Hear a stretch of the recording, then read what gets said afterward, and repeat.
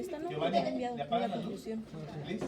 Ok, entonces vamos a ver lo que es glucogenogénesis y glucogenólisis. Síntesis de glucógeno. Recuérdense que la glucogenogénesis también se le denomina glucogénesis. Le puedes quitar el término geno, le puedes agregar glucogénesis, ¿no? Génesis es inicio, principio, y gluco de glucógeno, ¿no? Y la glucogenólisis es la degradación de glucógeno. ¿Cuándo sucede el punto número 1? En situación de alimentación. Okay. Entonces, si esto sucede en situación de alimentación, lo primero que tengo que saber es que necesito hacer, número 1, glucólisis. Que la glucosa se fosforile a glucosa 6-fosfato y a partir de glucosa 6-fosfato, tanto en el hígado como en el músculo, fíjense bien, tanto en el hígado como en el músculo, se pueda sintetizar el glucógeno para su almacenamiento. ¿Cuál es el objetivo de formar glucógeno? Pues que para nuestros tiempos de ayuno, por lo menos mínimo 12 horas, el cuerpo se asegure que tiene reserva, o hasta 24 horas en un momento dado. La glucogenogénesis, pues vamos a requerir de insulina. Ahora, ahorita vamos a ver quién ocupa la insulina. Acuérdense que hay un GLUT que es dependiente de insulina que lleva la glucosa ¿a dónde? Tejido adiposo y muscular. Okay.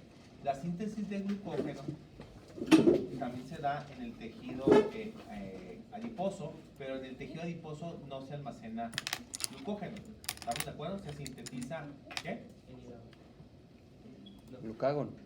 Bueno, triglicéridos para su almacenamiento. Ok. ¿El glutos es dependiente de insulina? No. No, muy bien. Entonces, pero en el hígado vamos a requerir de una enzima limitante, la que controla la síntesis de glucógeno, y esa es estimulada por insulina. Entonces quiere decir que el hígado también requiere de la insulina. ¿Para qué? Para que pueda controlar a la enzima que es limitante de la síntesis de glucógeno. Ahorita lo vamos a ver. Entonces fíjense bien qué es lo que pasa. El lactato ya saben que se puede convertir en piruvato, ¿sí? Y eso viene del músculo, ¿estamos de acuerdo? O en un momento dado de los eritrocitos. Y estos pueden llevarte a fosfoenoilpiruvato, ¿sí? Acuérdense que primeramente el piruvato tendría que convertirse en oxalacetato y el oxalacetato en PEP, que es el paso característico de la gluconeogénesis, ¿no? Obviamente ahí se está brincando varios puntos, pero ya ustedes lo pueden reconocer. Y luego dice que intermediarios del ciclo de Krebs pueden formar fosfoenoilpiruvato. ¿Quién? Oxalacetato. ¿Sí? Oxalacetato puede formar fosfoenoilpiruvato por una enzima que se llama PEPCK. ¿De acuerdo? Fosfoenoilpiruvato carboxiquinasa. Y luego dice que hay aminoácidos glucogénicos. ¿Como quién? Como la fenilalanina. Los aminoácidos pueden sufrir desaminación. Y esa desaminación puede llevarte a obtener oxalacetato. Y luego abajo dice, ácidos grasos de cadena no impar pueden formar propionato y llevarte fosfoenoilpiruvato. En su momento lo vamos a ver cuando dediquemos el tiempo al lípido, ¿no? Y las bacterias del rumen, dice, ¿dónde está el rumen? Ahí les puse saco musculoso que se extiende desde el diafragma hasta la pelvis y ocupa casi el 100% del lado izquierdo de la cavidad abdominal. Ahí tenemos una serie de bacterias que también pueden formar este intermediario metabólico.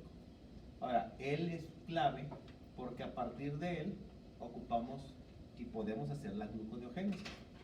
¿Ok? Entonces, si se fijan, la glucosa 6-fosfato la podemos obtener en situaciones de actividad física, en situaciones de alimentación. Glucosa 6-fosfato la podemos obtener por varias vías. Entonces puede salir la glucosa sanguínea, por ejemplo, para suministrarle energía al cerebro, al músculo, al corazón. La glucosa 6-fosfato sirve para formar glucógeno, como es lo que vamos a ver ahorita. La glucosa 6-fosfato sirve para las glucoproteínas de la membrana plasmática. Disacáridos, podemos formar lactosa o otros monosacáridos. Todo eso lo podemos hacer.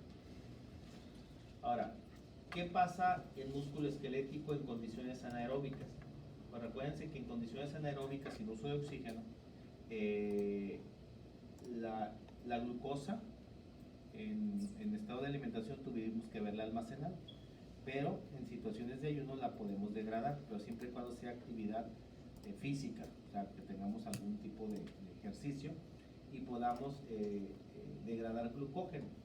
Ahora, sí se fijan que la glucosa dice que una vez que sale a la sangre, independientemente si viene de la alimentación en estado postprandial o salió liberada de etapa de ayuno del glucógeno, dice que tiene que ir glucosa, en el caso del hígado sobre todo, al cerebro, al sistema nervioso central, a la médula del riñón, testículos, eritrocitos y tejido embrionario. Todo eso requieren siempre de cantidad de glucosa elevada.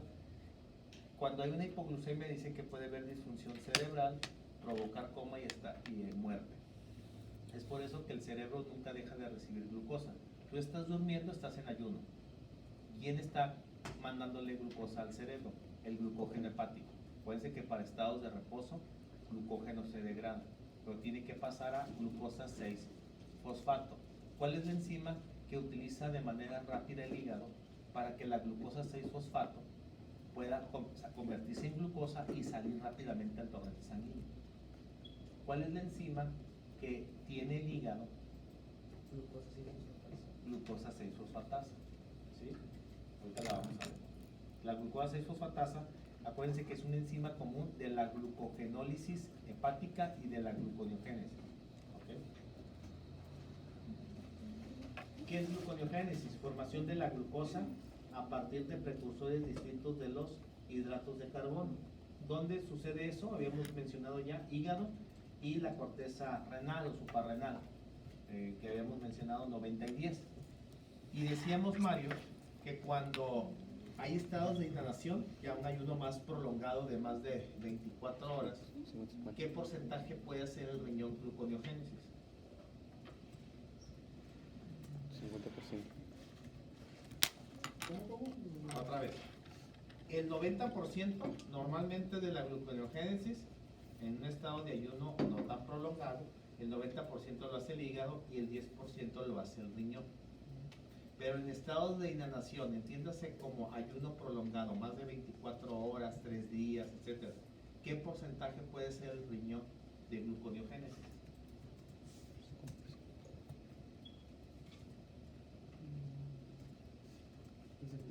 No, 50%. 50%.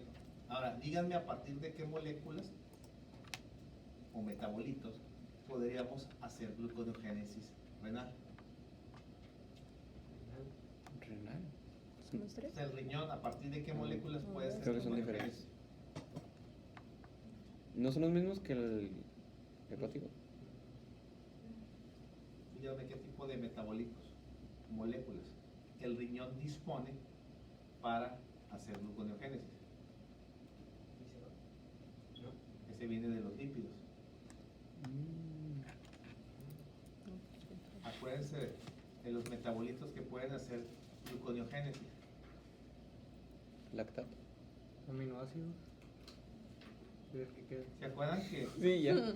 los aminoácidos de cadena ramificada, el hígado no los puede metabolizar y se pueden ir a diferentes sitios, desde el cerebro, sobre todo en estado postprandial, pero también se pueden ir al músculo y al riñón. ¿Cuál es el objetivo?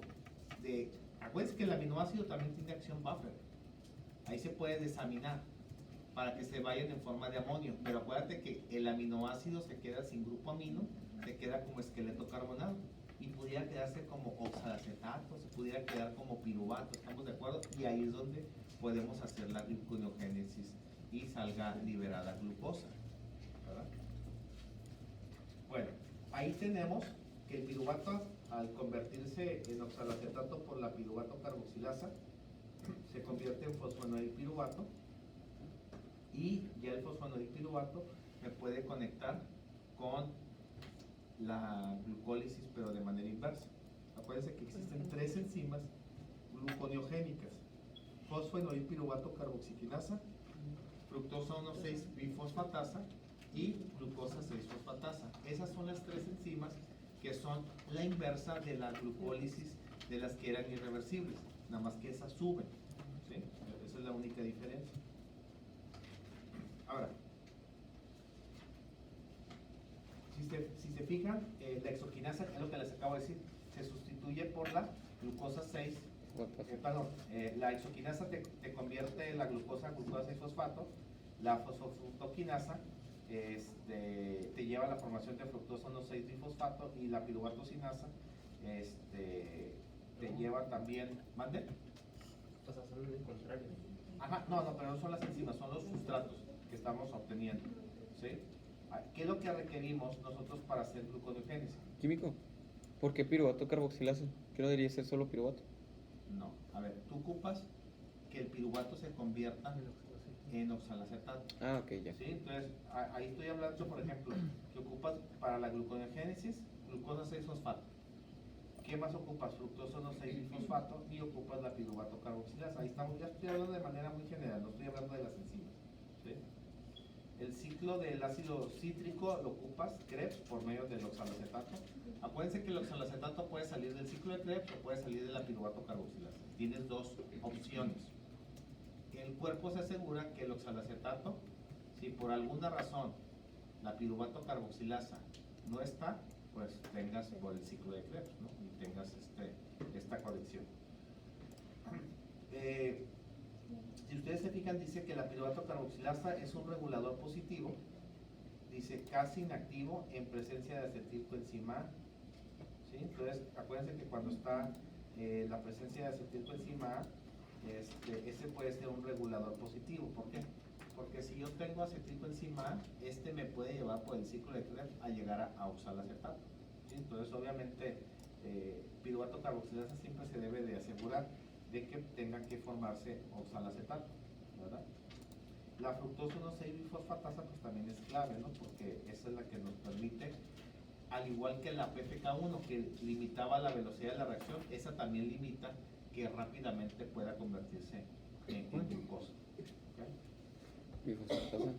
Ahora, ¿qué es lo que vamos a formar como molécula en la síntesis de glucógeno, glucogenogénesis? Glucógeno.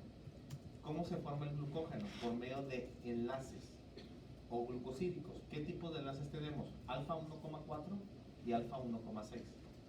Los alfa 1,4 son los lineales. Los alfa 1,6 son las ramificaciones. Entonces, ¿qué es lo que hace? Que la molécula de glucógeno sea muy expansiva, sea muy voluminosa, ¿sí? Eso es lo que hace que el glucógeno hepático y muscular tenga ciertas ramificaciones.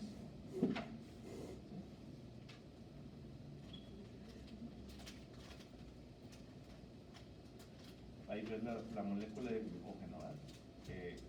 Si se fijan, donde están las ramitas son los enlaces alfa 1,6 y todos los que van siendo lineales son los alfa 1,4.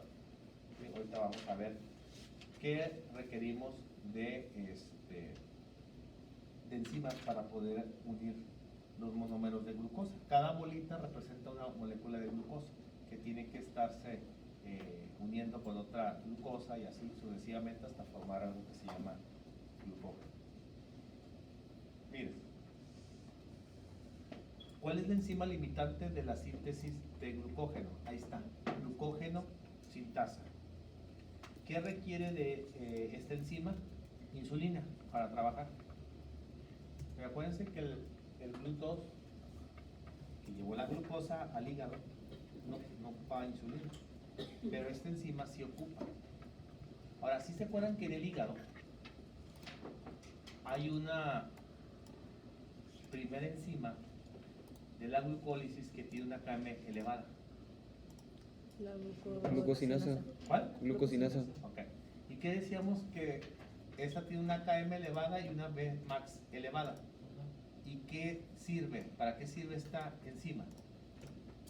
Además dice que va a las células beta del páncreas, va al hipotálamo y a las neuronas. Pero, ¿qué hace la glucosinasa en las células beta del páncreas?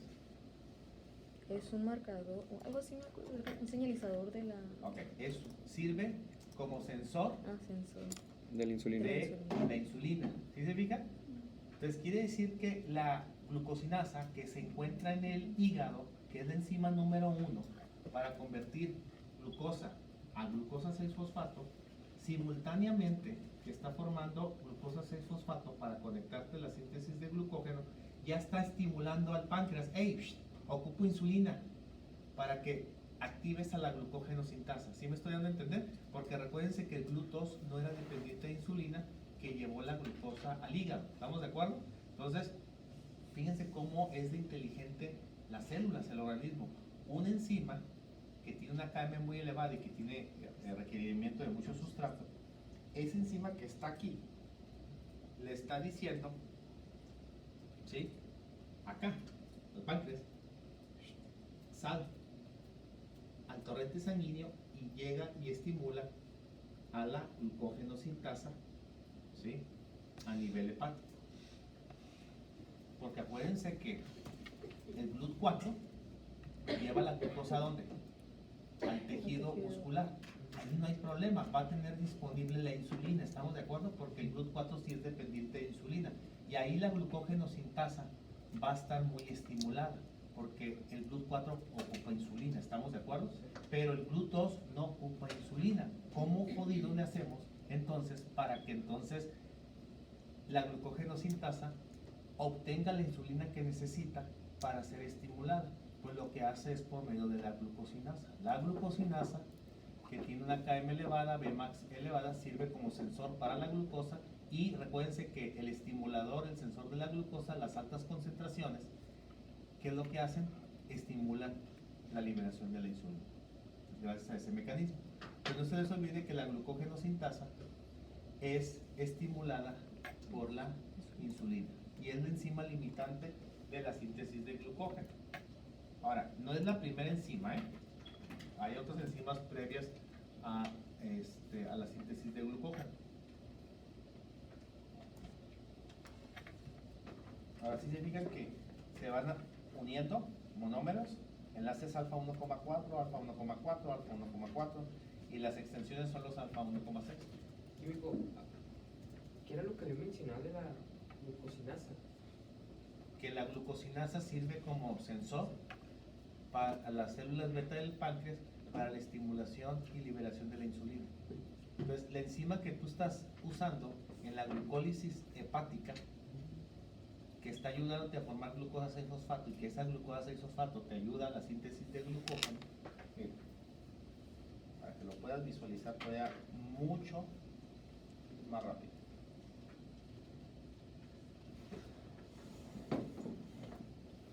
Hígado tiene esta, tiene una KM muy elevada y ocupa mucho esto para producir esto.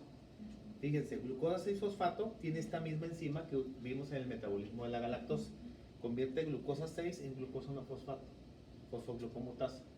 Glucosa 6-fosfato requiere de esta enzima que se llama UDP glucosa pirofosforilada para formar UDP glucosa.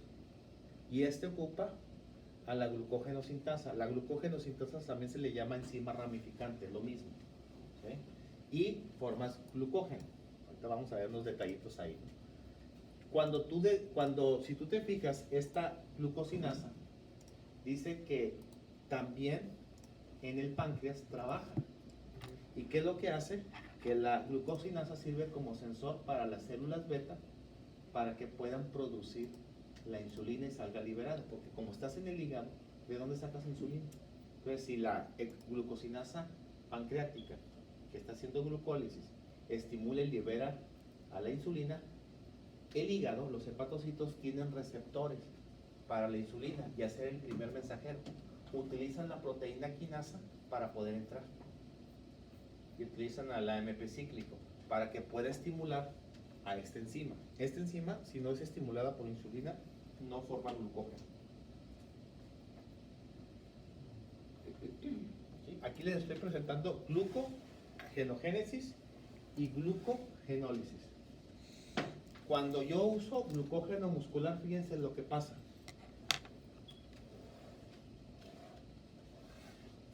Y tengo que convertirme en piruvato, y el piruvato en oxalacetato, y el oxalacetato en fosfonil piruvato, y volver a subir. Pero cuando yo uso glucógeno hepático, ¿qué pasa? Rápido. El músculo carece de esta enzima. Por eso, cuando uso glucógeno muscular, pues unos vueltononones. ¿Sí se fijan? ¿Sí? Esa es la glucosinasa, dijo que estimula para dar ahora sí el primer paso de la glucosa 6-fosfato y poder hacer todo el... No. La glucosinasa en el páncreas sirve como sensor para la estimulación y liberación de la insulina. Lo que pasa es que como va a haber glucosa, ¿quién es el mejor estimulante de la insulina? Los altos niveles de glucosa. Entonces, como sirve sensor de la glucosa, la glucosinasa, esto va a hacer que se libere la insulina. Entonces, esa insulina salga del páncreas por el torrente sanguíneo y llegue a los hepatocitos. Los hepatocitos tienen que tener receptores para insulina, que eso se le llama el primer mensajero, la unión de la hormona con su receptor. Ya que tienes la unión con ese receptor, ¿qué es lo que pasa? Podemos utilizar la proteína quinasa para fosforilar y podemos utilizar a un señalizador llamado adenilato ciclasa para que le mande el mensaje al AMP cíclico y ese mensaje pueda llegar a la glucógeno sintasa y pueda ser estimulado. De otra manera, no puede ser estimulado.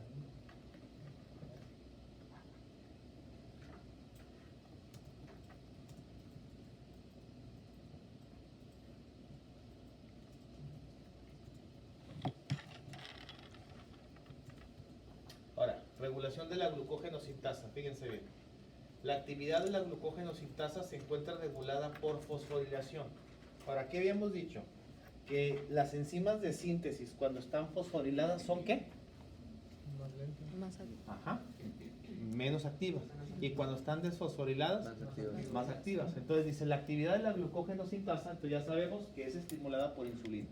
Sí o sí ocupas insulina. Por eso la glucosinasa es clave para que se pueda liberar la insulina.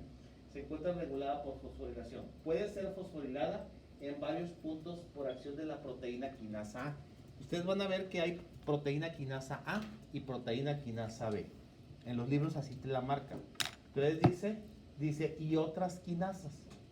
¿Se acuerdan que cuando vimos complejo PDH venían varios tipos de quinasa? Que de hecho alguien me las escribió en el examen. ¿Quién fue quien me escribió todas las familias de las quinasas, verdad? Ok, ahí se está refiriendo a esa. Dice, la fosforilación produce una alteración de cargas en la proteína y produce su inactivación. Quiere decir que cuando yo estoy en estado de alimentación y tengo que formar glucógeno, la proteína quinasa tiene que hacer fosforilación. Perdón, tiene que ser desfosforilación, ¿sí? Porque fosforilación dice que está inactiva. Yo la quiero activa, ¿estamos de acuerdo? Dice, y convierte la forma activa de la sintasa en una forma B totalmente. La forma B de la proteína quinasa está fosforilada, requiere de un elevado nivel de activador alostérico, glucosa 6-fosfato, porque de ahí proviene la síntesis de glucógeno. Para activarse, mientras que la forma A es activa, esté o no presente glucosa 6-fosfato. ¿Sí? Entonces, la glucógeno sintasa, que es la enzima limitante de la síntesis de glucógeno, depende de una proteína quinasa. Esa proteína quinasa, ¿para qué le sirve a la glucógeno sintasa como a la enzima limitante? Para activarse o desactivarse. Para eso sirve. Entonces recuérdense que cuando está la proteína quinasa A, ¿sí?, se encuentra desfosforilada y la forma B se encuentra fosforilada. ¿Sí? Dice, la glucógeno sintasa solamente puede añadir residuos glucosilos si la cadena de polisacárido contiene más de 4 residuos. Acuérdense que se va uniendo un monómero, otro monómero, otro monómero, otro monómero, cada 4. Necesita la acción de un iniciador o cebador. Esto, cebador quiere decir un iniciador. La glucógeno sintasa, para empezar, el primer enlace, alfa 1,4, requiere de una proteína cebadora o iniciadora y se llama glucogenina, no se les olvide.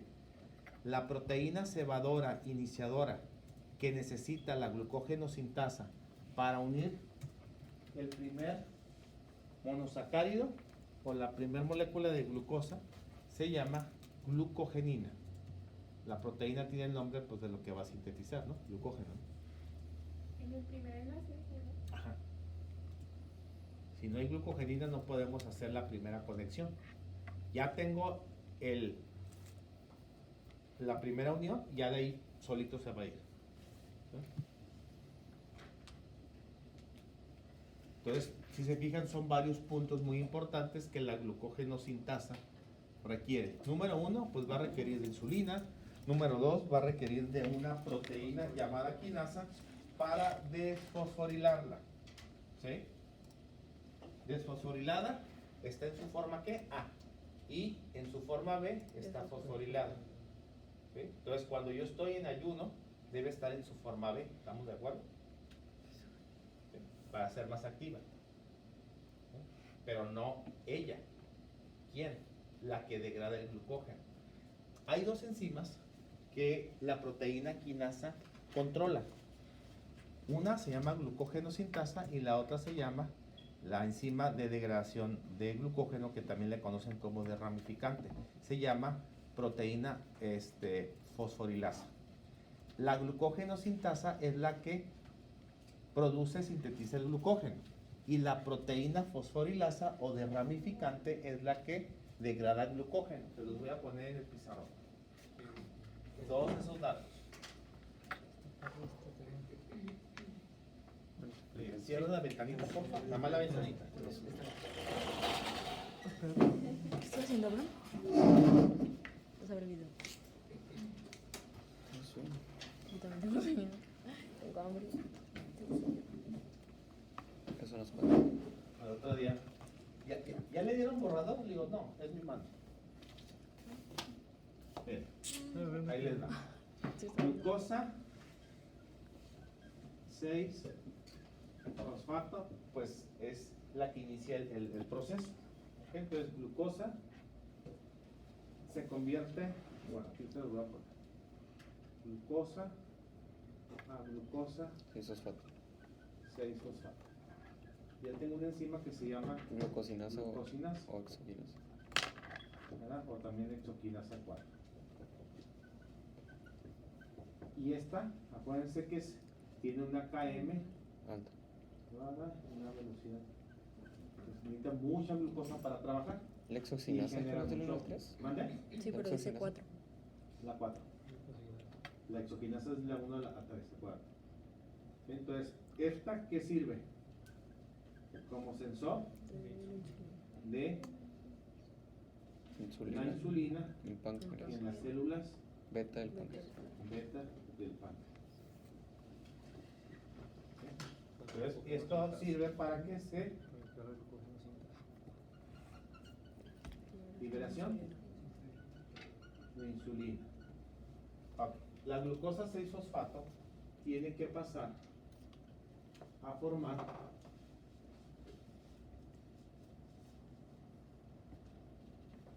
glucosa 1-fosfato, enzima reversible. ¿Por qué enzima? Fosfoglucomutasa. Fosfoglucomutasa. Luego la glucosa 1-fosfato se tiene que convertir en UDP glucosa por otra enzima que ahorita vamos a ver. Y luego la UDP glucosa se convierte en glucógeno. Aquí ocupo la enzima limitante que se llama glucógeno sintasa, ¿sí? Y que es estimulada por la insulina y es controlada al mismo tiempo por modificación covalente por la proteína quinasa. Si está en su forma A, está desfosforilada, y si está en su forma B, está fosforilada. datos muy importantes para que esta enzima trabaje. Acuérdense que esta la consideramos como la enzima limitante.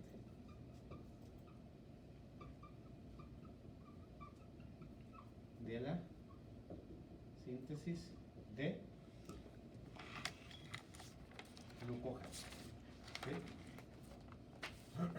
También recuérdense que esta enzima también se le llama enzima ramificante. Pero el glucógeno, para poder ser convertido, se me olvidaba. Y entonces aquí se empieza a hacer esto. Pero aquí ocupo nuestra primera proteína llamada, ¿sí?, que es la que empieza a unir el primer enlace alfa 1,4.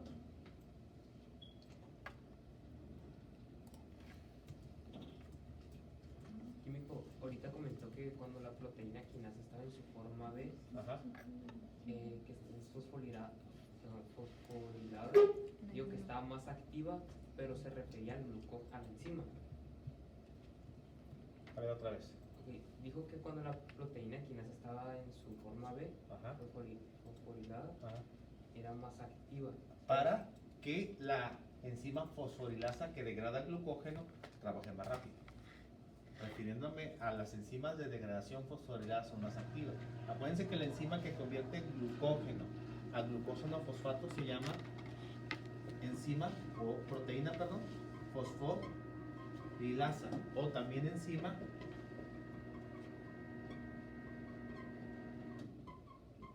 desramificante. ¿Sí? Entonces, ¿cómo debe ser la enzima fosforilasa? Pues fosforilada para ser más activa. ¿Cómo debe ser la glucógeno sintasa? Pues desfosforilada para ser más activa. ¿Sí? Cuando yo me refería a fosforilada para ser más activa, era para ella, para la que degrada. Cuando tú utilizas la fosforilasa, llegas aquí. Si tú estás en hígado haciendo esto, ya nada más usas la glucosa 6-fosfatasa. Pero si tú estás en músculo, ¿qué tendrías que hacer? Bajar a piruvato, convertirte en lactato, salir del músculo al hígado, volverte a convertir en piruvato por la misma LDH, utilizar piruvato carboxilasa, convertirte en oxalacetato, convertirte en fosfonoil piruvato y sube otra vez la glucólisis si estás usando músculo. Pero si tú estás usando glucógeno hepático en tus estados de reposo o cuando duermes en la noche, haces esto. Pum, pum, glucosa 6-fosfatasa, sale liberada al torrente sanguíneo, cerebro, corazón y músculo sigue suministrándose la glucosa y no para. ¿Sí? Pero acuérdense que aquí, esa es una enzima que siempre está activa, ayuno a alimentación. ¿Estamos de acuerdo? Porque es para los dos. Y acuérdense que aquí te conecta la lactosa. ¿Se fijan? Les doy chance a que lo escriba. O le tomen fotos si quieren. Todavía me falta ver aquí encima. Me falta por ahí. Ya la vamos a ver.